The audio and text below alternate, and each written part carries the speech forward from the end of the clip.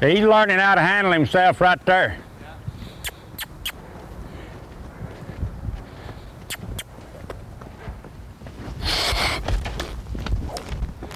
Huh?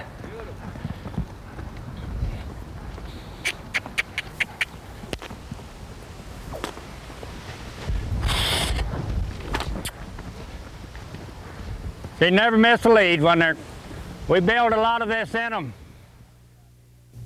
In this tape, we talk about bits and bitting. We'll show you several different bits and different types of bit, different kinds of bits. But we would like for you to concentrate on what we call the bitting process and to realize there's not that much magic in any bit and that really the horse must learn. That bitting is a process that the horse must learn, and we as horsemen must be the teacher. Ooh. It's been said that no mouth, no horse.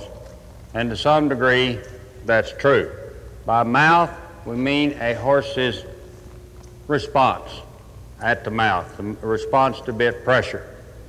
I think if we could really analyze and we get into all of the things it takes to really have a good horse, one of the key things is to have a horse well bitted, okay, where we can do what we want with his face at all times. The second thing is be able to control his body. I want to control his head, well bitted, control his head, okay? Now the second thing is be able to control his body with her legs. All right. And the third thing, before we get all the way through with it, that's really critical, is to keep some forward motion in her horse.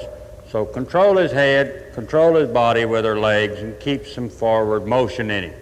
Now, let's get back to the one we really want to talk about now, and that's controlling his head. A well-bitted horse, I think we can apply 3 criteria to a well-bitted horse. People say, well, what is a well-bitted horse? Number one, he accepts the bit.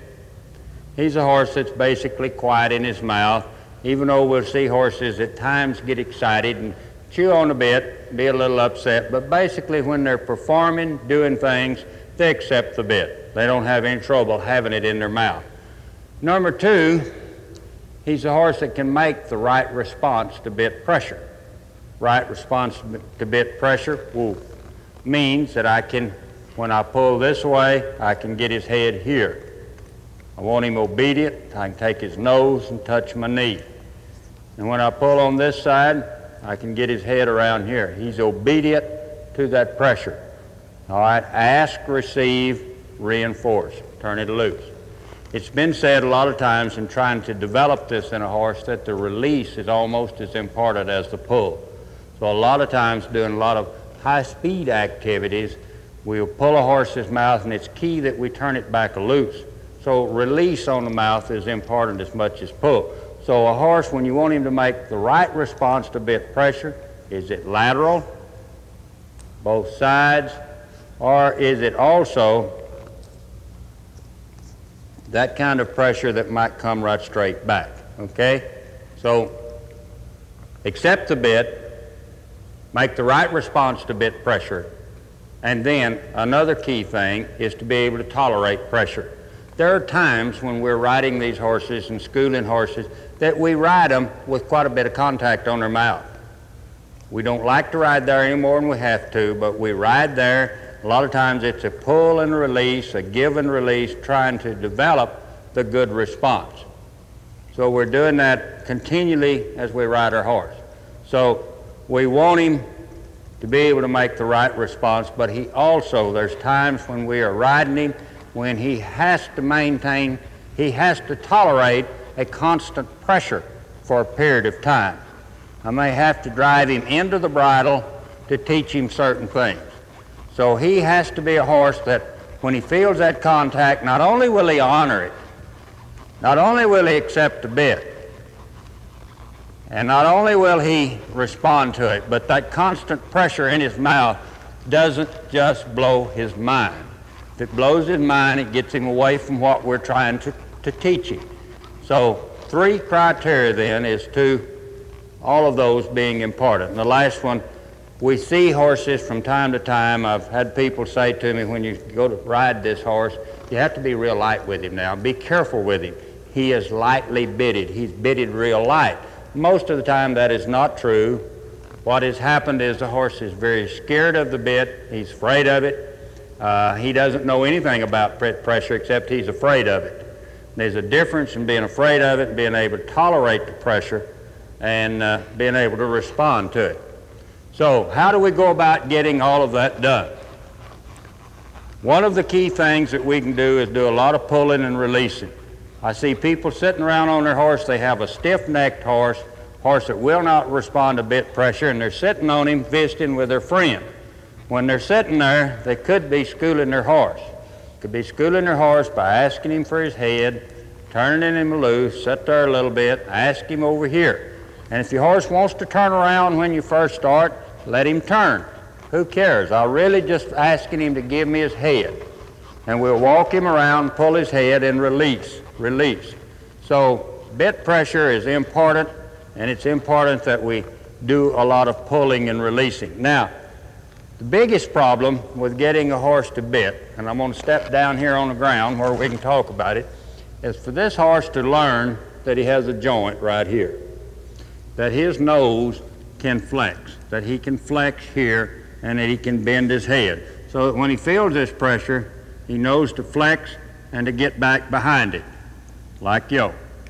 Okay? So a lot of horses have never learned to flex here and to give the bit pressure, particularly straight back pressure.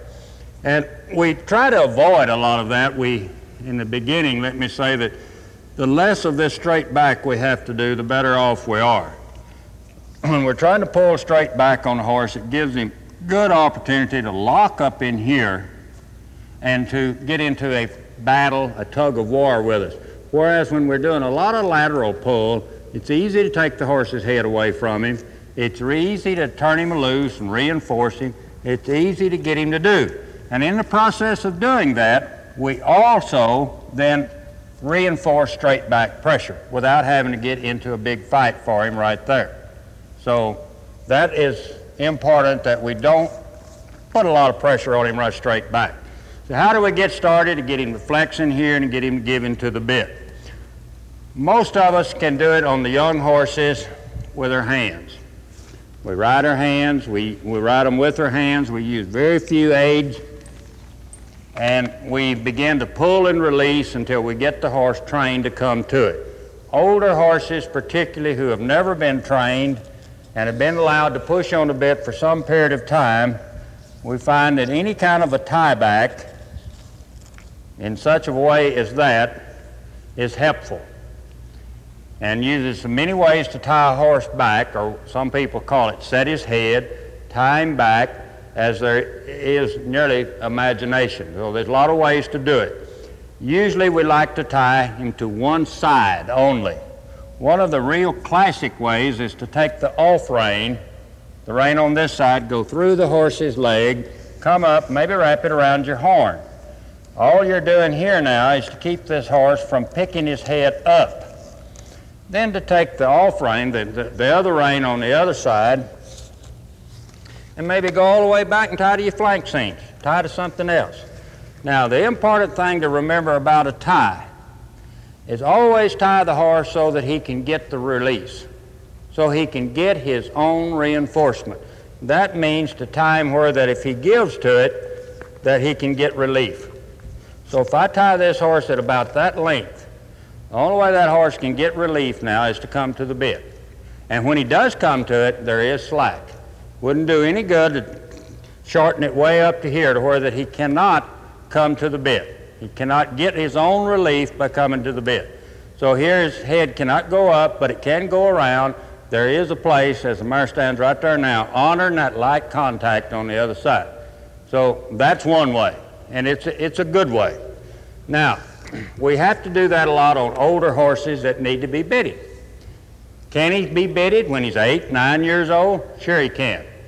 If a horse is alive, as we say, he can learn. And bitting is a learned process. You do not bit your horse today. You may start. You will bit him all of his life. which bitting is a learned response that takes place over a period of time, and as you get him pretty well bitted, then you work at keeping him sharp. At what is sharpness? Making the right response to the bit. So you work at it, and you don't get through today, you don't bit him today, you start, and it's an ongoing process that you work at all of his life. So the very young horses are putty in our hands. We train them this way. These older horses, we have to take a little more positive measure, as we've used here, maybe use some tie back. Now what we had with the tie back and turn around was basically a kind of downward and around pull. Now I want to start riding this horse. How do I want to keep that? I've got this horse flexing here some, I've got him bending his head, I've got him honored and pressure. Then a lot of us then will introduce the running martingale. Running martingale, or called a training fork, whatever you want to. It's got a place to hook down to your cinch and a place to run your reins through, so that when you hook it to your cinch and then bring it up and run your reins through it and pull, you still got a little of that downward and backward pull. So I'll hook this one up. We'll talk about it. I'll just run your reins through here, and there's all kinds of different running martingales. I guess the better kind that most people like to use have a little strap that goes around the horse's neck here and holds this up. And the advantage of that is nothing except you can take your reins out and lead your horse off without him stepping on the running martingale. I take mine out and hang it up in the stirrup here and lead the horse off. So it has that advantage. All running martingales need to have a good adjustment in them. The same length does not fit all horses, and the same length is not appropriate for any horse at all stages of training. So we start where we've got a little downward pull. Now, now as I pull here, my hands would be here. I've got a little downward pull coming through the ring, reinforcing the same pull I had down here. I started to pull down here, and I've got to go from here to up to my hands, getting the same reflection, the same flexion, and the same response that I had down here. So we go about that in kind of gradual stages. But pretty quick, pretty early in a horse's life, we want to get this running martingale out long. Out long. These overly short running martingales down here restrict the horse's lateral movement, make it hard for you to pull his head sideways because you hung into his chest, and you get the horse overly flexed, overly bent down in his head, and we like to use a slang term that a horse that's been fixed that way goes around biting on his kneecap. What we're saying is that he's overly flexed, and he's flexed over too far, and it doesn't look right, and the horse really can't perform. What we're doing when we get length to it is getting the horse where he does not depend on it. You say, well, why do you keep using it? We keep using it at a long length in case he ever forgets. Then it's on there. That's the only reason. So we want to get it lengthened out. So if we can get that response started, then the next step is what we do with our hands. The same thing I was doing when I started here. Pull, release, the things that we talked about in the early stages of good horsemanship skills. Riding around, feeling of his mouth, and when he honors it, giving him relief, giving it back to him. And at the same time, ask him again when you receive, maybe just open her hands, closing her hands, is the way we develop that kind of a response to the bit.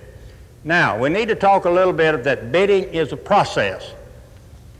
We need to talk a little bit before we go much further about different kinds of bits and what kind of bit do we want. Throughout this demonstration here, this mare has been a little bit too light, a little resentful towards this bit, basically because it is a snaffle bit that is pretty severe. By that, it's a rather small mouthpiece, twisted wire snaffle. And the mare, having been ridden with it again yesterday and then ridden again today, she's a little lighter on it than you'd like. She's ready for something a little milder, probably, that's not quite as caustic as this one is on her mouth right now. So there are bits with different severities, and I won't talk about this bit much more. I want to talk about this bit, which is the same bit, the one that this mare would really rather have on right now. It's the same bit, except it has a much milder mouthpiece in it. Milder because it's larger, it's not as caustic on the bars of her mouth, and the larger the mouthpiece, the bigger around it is, the milder it is.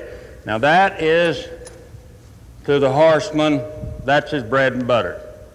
The snaffle bit, real true, that has nothing but a direct pull on the horse's mouth. Nothing but a direct pull.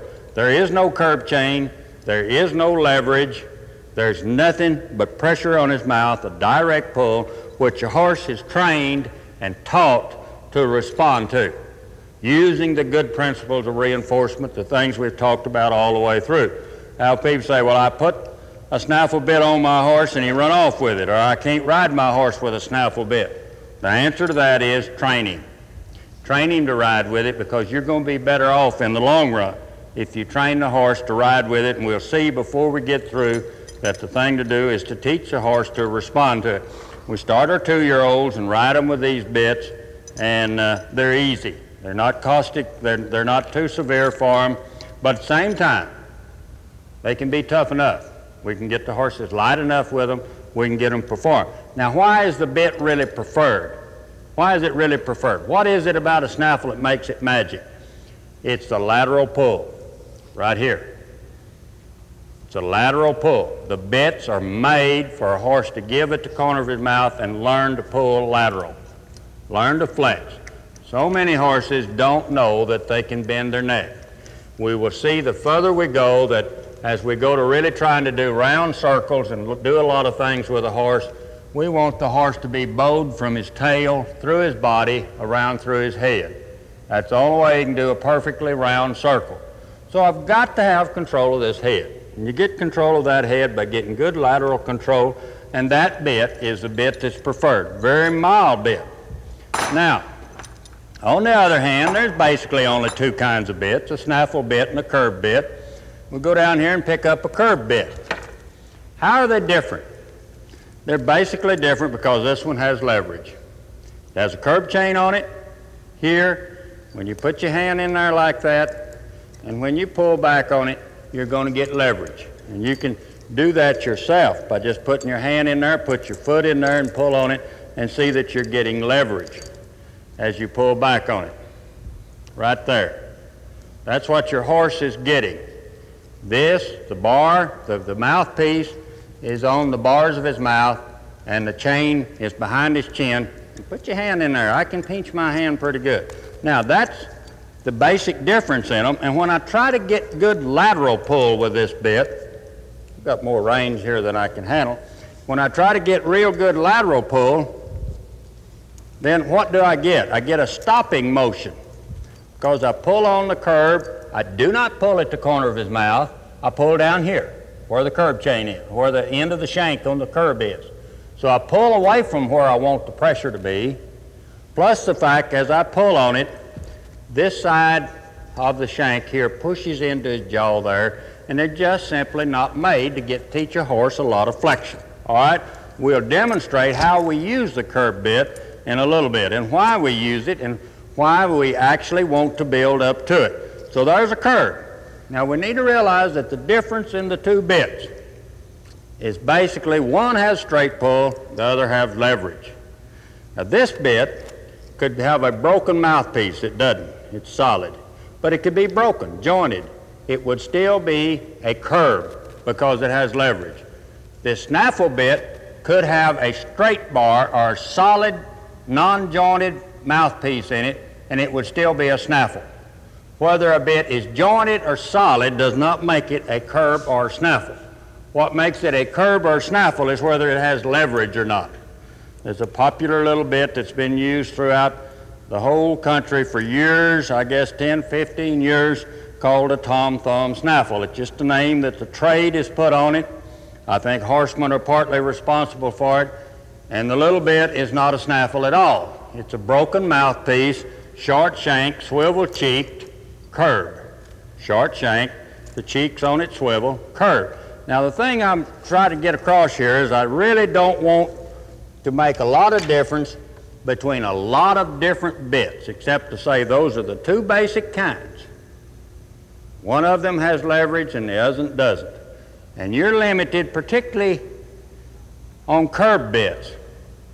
About the time you think you've seen them all, then all you've got to do is have an imaginative blacksmith and you'll find another one you haven't seen lately. So you're limited only by imagination of a blacksmith, but they all are different from a snaffle in that they have leverage.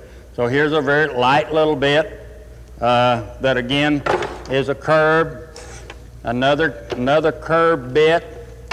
Again, all of these are solid mouthpieces. They could be broken and jointed there. They would still be a curb. Now, a couple of more pieces of equipment. I showed you down here the mildest bit we can put on a horse's mouth, that good, nice, real workable snaffle. Probably the hardest thing we can put in his mouth is a bit that's kind of got popular. That's nothing more than a training bit. It's not made ready to show a horse, ride a horse with. We call this, it's got a slang term here called a bumper bit. First place, it has a mouthpiece with very little tongue release underneath it. It has a big roll in it up here, has a big bar, comes up high under horse's chin. It's called a bumper bit. It's made and used only to put on some horses that need just a little freshening about what they need to do. It's not a legal bit to show. And in the right hands, skillful hands, can be useful in sharpening up a horse's response to the bit. And that's about all it's for. Now the other real popular piece of equipment that's around is called a mechanical hackamore. Now a mechanical hackamore has a chain here on the front that's covered with a piece of rubber protection and a curb chain in the back. Now the mechanical hackamore puts nothing in a horse's mouth, works on the front of his nose and under his chin, and to a lot of people this is a shortcut to bitting. Shortcut to bitting, when really you never bit a horse with this piece of equipment. This is a great piece of equipment for what it was made for, which is basically to stop a horse. Made popular 15, 20 years ago at least by ropers. And really, it's a good piece of equipment for that. Nearly everybody has one they'll use a few times. But to try to do all of the things, the head response and everything you want in a horse with this bit, it's just impossible. It's not made for it, and you can see that if you try to get a lateral pull, you would pull way down here, and this whole piece of equipment, mechanical in nature, would turn up sideways on his head. It would not at all simulate this little simple pull right there. So the piece of equipment, for what it's made for, is all right, but it's not the answer to all of our bidding problems. Now, one other piece of equipment. Sometimes, if we can't get the response we want with a snaffle, sometimes we'll go to kind of what I call a hybrid snaffle, and that's a draw bit, a gag bit if you want to call it that.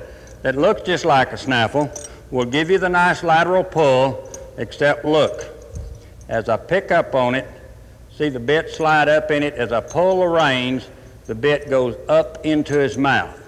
That's one kind of a draw bit or a gag bit.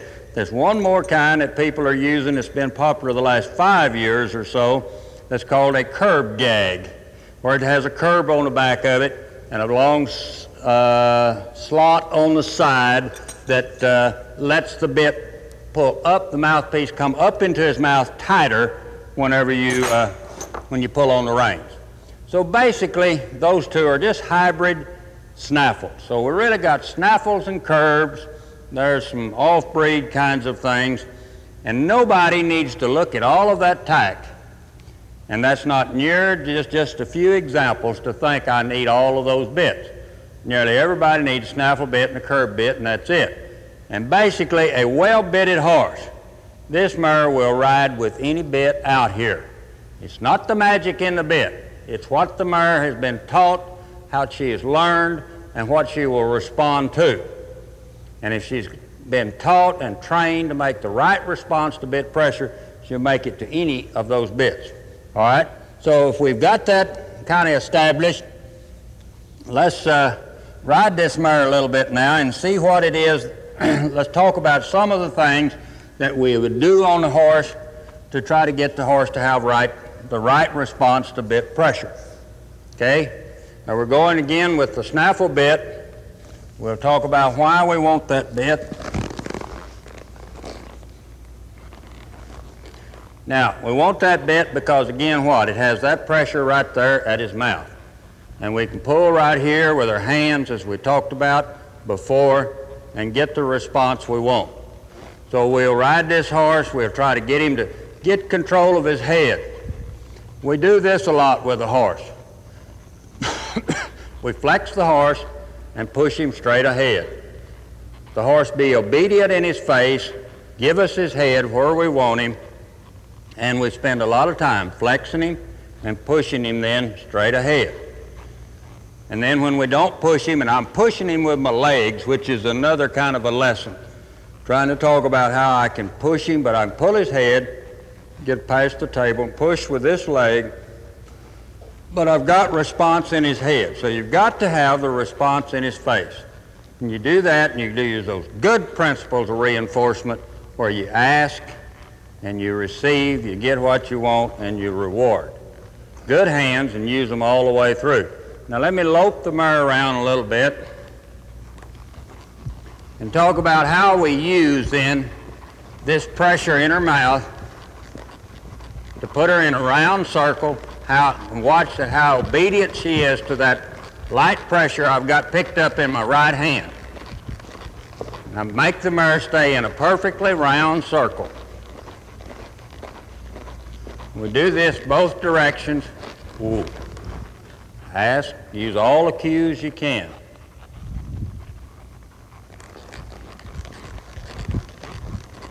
Most horses will be more limber one way than they are other, more obedient, more perfect, more round, but they can also be made very acceptable, very good in the off direction if we work at it enough.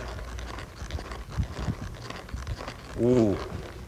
Everything we do with a horse from here forward, we're going to talk about the horse making right response, and as we say, getting him fixed in his face, getting him fixed in his head, getting this training done.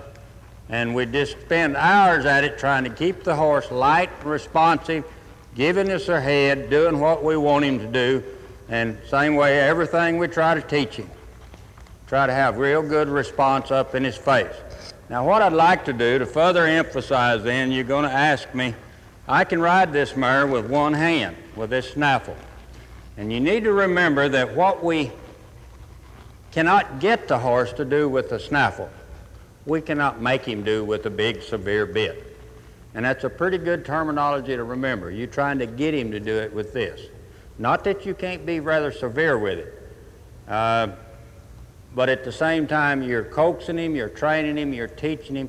And if you're not getting any response here, it won't do you any good to go hunt a bigger bit. The thing you've got to hunt is a better method of going about the problem. Because I tell people, a lot of my friends that are frustrated with it, I say, if you can't get him to do it with this, you'll go with a curb. In a little while, he'll run through the curb bit with you because he doesn't know. You haven't trained him. And then you'll go a little bigger curb, and you can't handle him with that. And I laugh and tell him, I said, after a while, you'll have a bumper jack tied on his lower jaw. And that's kind of absurd, but that's what happens. And it don't work that way, and you've got to teach him with this one. And to think that you can't do anything with him, and just because he's in the snaffle bit, we don't allow him to lean on that bit forever and to get heavy on it. After we get the horse to going, we try to lighten the horse through the principles of reinforcement till we get the horse to where he's lighter in his mouth. But it doesn't mean that we can't stop him, can't turn him around with it, and can't control it. I take the mare over here and just kind of stop her pretty good with it. Woo. And you can get all kinds of response and turn around. If you can't get it with this, you're going to have trouble getting it with a curb bit. Okay? Now let me just slip a curb bit on the mare and talk about just a little bit different. Now you can't assume that just because you have the horse working good in the snaffle, that all I have to do is put a curb bit on him. You do have to spend a little of that transition time. Transition time of teaching the horse a little bit about the curb. But the curb is made to be lighter. I'll get rid of the training aid. Whoa. And that's what that is. Some people like to refer to those as gimmicks. I don't believe they're gimmicks. I believe they're helpful if they're needed, and a lot of horsemen need them. I really admire a lot of people that don't use them. They're older, more experienced horsemen, and if they get a chance to start a horse from scratch, they don't need them, because they'll train in him. He won't have any bad habits. They'll never have to correct a bad habit. All they're doing is progressing him, bringing him right along. Most of the 2-year-olds that we start get very little running Martingale. We do most of it with our hands because they don't have any built-in bad habits or biases about what we're doing. Now let's look at what we're trying to get now with the curb bit. We handle the curb just a little bit different at times. We want to tilt that horse's head. First thing to do when you put that curb on that horse, let him get used to that leverage action. Pull it a little bit. When he honors it, give it back to him. Ask him. When he honors, gives it back to him. The release is important. Down and back. Give me that head, and then give it back to him. And you'll get them light, get them responding. So just bump them a little bit right there. Let them learn. Let them come to it. So you need to spend some time letting him feel of that bit. Do it at a walk, then do it at a trot before you do a lot more with it. Just bump it lightly there. Ask him to find it. Find that bit and honor it. And when you honor it, I'll give it back to you. Do it both ways. One little technique that'll help all of us with a curb bit as well is, if we really want to tilt the horse's head a lot, raise your hand up a little bit, and it just put a lot more curb action, and you can really flex them at the neck, really get them to give you their head. And let me come around here again and let you see that technique. Here I'm doing here. I come up just a little forward with my hands. As I come by right here, I raise my hand up just a little and bump it right there. And you really do get them to listening. A lot of times you don't need to do it, and sometimes that's what makes it work when you're trying to pull it right down here. So you handle a curb bit, just a little bit different than you do the snaffle, but you're trying to get the same action out of the horse. And the horse is not afraid of the bit now. He's accustomed to it. You've used it on him. You want to ride him then, you've got him ready for fingertip control. You got him ready then, if you want to ride him with a loose rein, you can ride him that way if that's where you want him to go. He's comfortable, you got him ready. Woo. Makes the same response to the bit, gets his head back. And let me say one word about the horse flexing at the pole. When he comes to that bit pressure, I want to make my hand make a smooth transition to his mouth. And when we keep talking about the horse's mouth, we're talking about putting a piece of metal on his jawbone. That's exactly what the bars of his mouth is. It's the interdental space. It's a place between his molars and his incisors that there's not any teeth, and we lay a bit in there. So if I'm thinking about putting a piece of steel on his jawbone where there's no teeth, and I want to make that transition to my hand, if that horse, I try to be as soft as I can, but if that horse will flex and come to meet my hand halfway, then we can make a much smoother transition. And I can train him for something he can handle and be happy with without it being so coarse. And you just can't go around there with that horse and just surprise him by just jumping into his mouth and get him very happy. You just can't do that. You haven't asked him anyway, except what you do with that is you are applying the aversive stimuli first by just whack right into his mouth. So you go around there and you feel of that mouth. I can spread my hands a little right here and get this mare to flex a little bit. Watch me as I go right along over here. I'll pick my hand up, bump that mouth and tell her to get her head lower, get her chin back, and all I did was bump right straight up. Ooh, bumped a little hard right there. Let me do it again. Bumped it a little harder than I wanted to, and she anticipated it to be something else. There it is.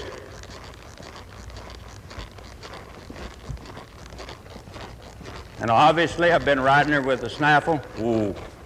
And I've stopped her here so many times, I think she thinks that's the place to stop anyway.